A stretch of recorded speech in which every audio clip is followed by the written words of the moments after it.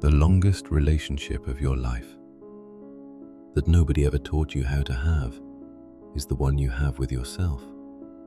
And for most people, it is also the most neglected one. Think about how you speak to yourself when you make a mistake.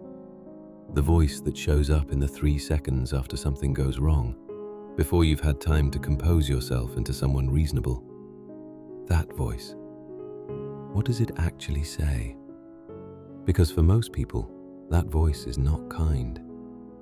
It does not offer the benefit of the doubt, or assume good intentions, or say something like, "You were doing your best with what you had." It goes straight for the throat. And the strange thing is that most people would never speak to another human being the way they speak to themselves on a difficult day. If you recognize that, leave a like below. Don't worry, you're in good company. You would not tell a friend they were stupid for trying. You would not remind someone you loved of every mistake they'd ever made every time they made a new one. You would not withhold kindness until they proved they deserved it.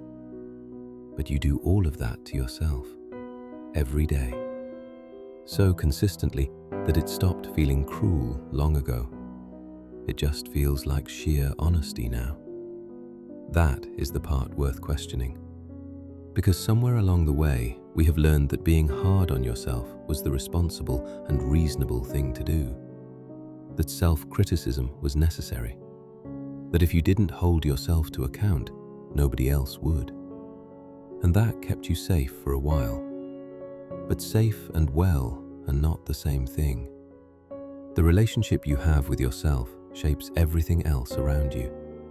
How much love you let in. How quickly you leave rooms where you don't feel valued. Because some part of you believes that's what you deserve. It shapes what you ask for, what you settle for, what you believe is even available to you. Changing it is not about positive affirmations and just believing in yourself. It's quieter than that. It's noticing the voice and not fighting it, not replacing it immediately with something warmer, just noticing.